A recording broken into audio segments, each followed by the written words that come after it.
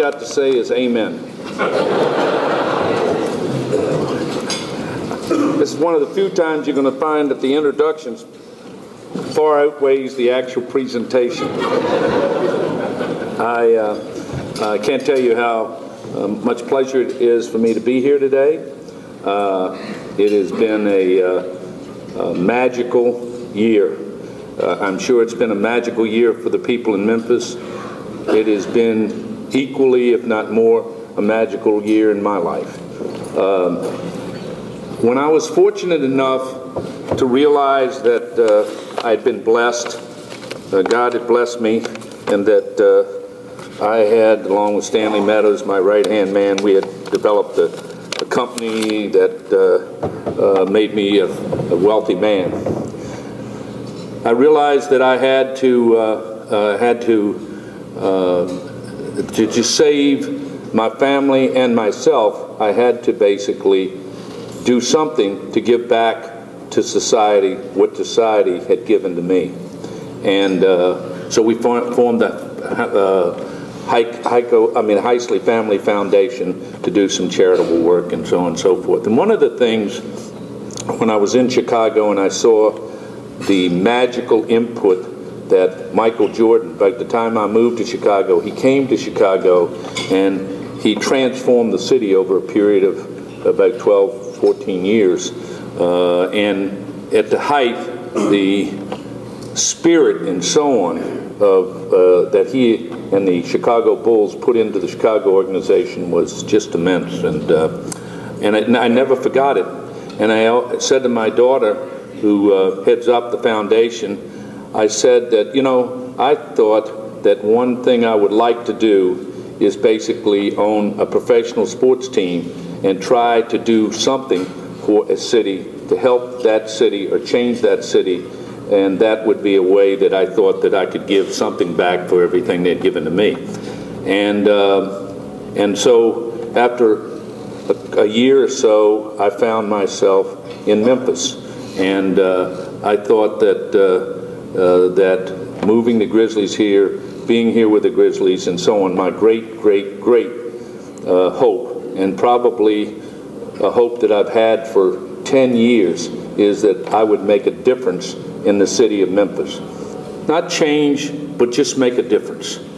And I have to tell you, as Gail has said, standing there in the FedEx Forum and looking up and seeing so many people so moved and so happy to be there and the spirit of the city, it just moved me tremendously. And when I walked outside, and I did, I left the game, I walked out, and I walked out the front door, and I couldn't believe it. There were just all kinds of people standing there outside that could not get in because there wasn't an empty seat in the place. And then I walked down and I looked down Beale Street and it was jammed. And I tell you, it was just a fantastic moment for me. And I think at that point, something that Lionel Hollins said, and some people have repeated it, but I will not forget it. He said, this year, the Memphis Grizzlies became our Memphis Grizzlies.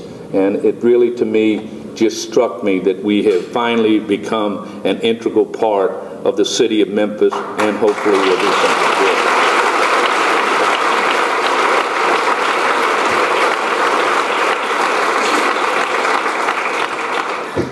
I could give you all the statistics about how good I've got.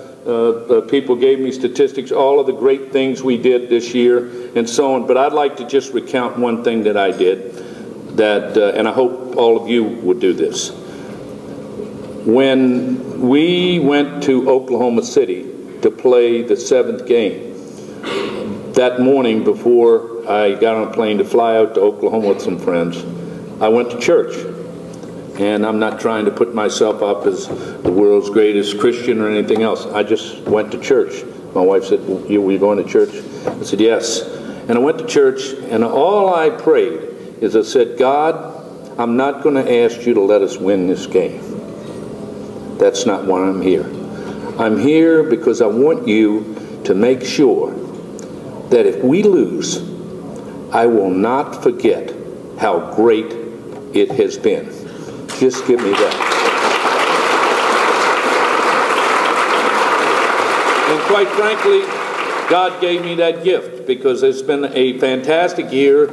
I would love to have gotten more. I'm sure if we'd gotten by them, then I would have been in there hoping that we got by Dallas and then hoping we got by so on. And that's for a future time. But this time, I got more than I really thought I would get, and we got a great thing. But the biggest thing we got here was we got the Memphis Grizzlies became our Memphis Grizzlies, and we all have something to hold this team together. I'd like to say a couple of things before I get into questions and answers. A basketball team is a makeup of a lot of people, and it is also people that have gone before you and people who will come after you. I want to start first by making sure I make a point. My family, we do give to charity. We do a lot of things. But I will tell you this. One of the things I got out of Memphis is when I came here and the lovely Gail picked me up, and I got to tell you a story on her since she told a story on me. I was asking about what she was and, you know, what she had done and so on. She said, well, one of the things I did is I formed a group called the 10,000 Women. And I said, what? And she said, I formed the 10,000 Women for Mayor Harrington's election. And I said, 10,000 women? My God, that's a lot of trouble. she didn't know how to take that, but, you know, I never used that with my wife, by the way. But anyway, one of the great things that happened to me, and I just want to make it, I met, we had minority owners, primarily headed up by Pitt Hyde and Staley Cates. And one of the first things they wanted to do, which is something that I thought was fantastic, is form the Grizzly Foundation, charitable foundation. They are the people who are the moving force behind that organization. And they set for me a standard of how to basically be charitable, how to basically go about it, that I tell you left a mark on me, and I would be just not honest not to tell you that they have been a moving force behind the Grizzlies and what they do in this community, and that goes without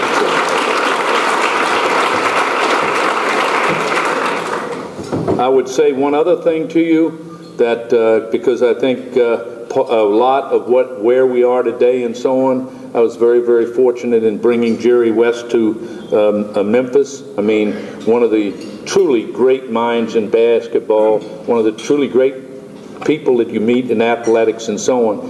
And he had an impact. He basically, I sat next to him. He made every decision. He said to me, well, you know, I want you to prove this and so on. I said, Jerry, I had a hard time making my high school basketball team. In fact, I hardly got on the floor. I'm not about to start picking professionals and so on. But he did school me in a lot of things and so on, and helped me later on. But I would say that he gave a lot of credibility to this organization. We won we got to 3 playoffs. We didn't win any games, but we did get there. When you consider that the organization the previous 6 or 7 years had never won more than 23 games, and in 18 months he had us in the playoffs, I thought that was a pretty fantastic situation. And that is also part of the legacy of what brought us to where we are today.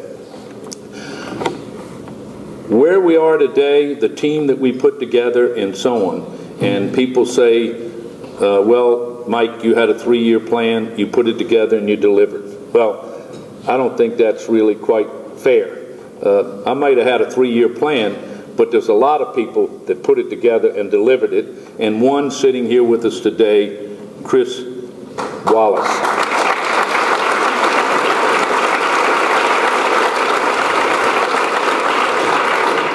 Chris has been responsible for the decisions, in my feeling, that have really turned this basketball team around and made it what it is today. And Chris has a lot of people that help him too. So it's an organization, go there. Greg Campbell and his organization, they have to get out, they have to do the dirty work. They've got to go out and convince all you people, hey, how about buying some season tickets? How about selling the seat? Putting on the show. I think there was a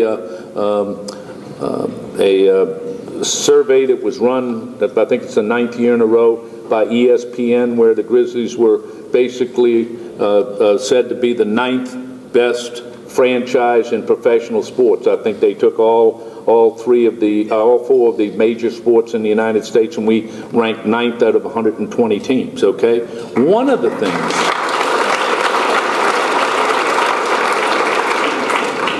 things that we do so well in is the program and so on, the game presentation that's put on. And Greg Campbell and his people do that, and the amount of effort and so on that goes on, and tension that goes on to get these games, put all this together, make sure it goes off well, is extremely difficult.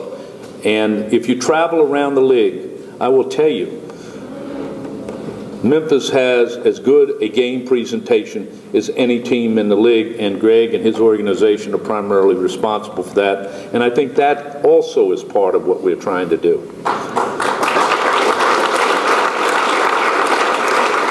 I have one other person I want to get to, and then I would ask, I was extremely fortunate to be brought together with Gene Bartow. Gene Bartow, who needs no accolades from Mike Heisley. I mean, in this city especially, he doesn't need accolades from Mike Heisley. He's like a giant in this city. He's a very, very modest, quiet giant. When Gail tries to say that I'm somewhat modest with my voice and my personality, I don't think go there. The finest Christian gentleman I have ever met in my life sits right there.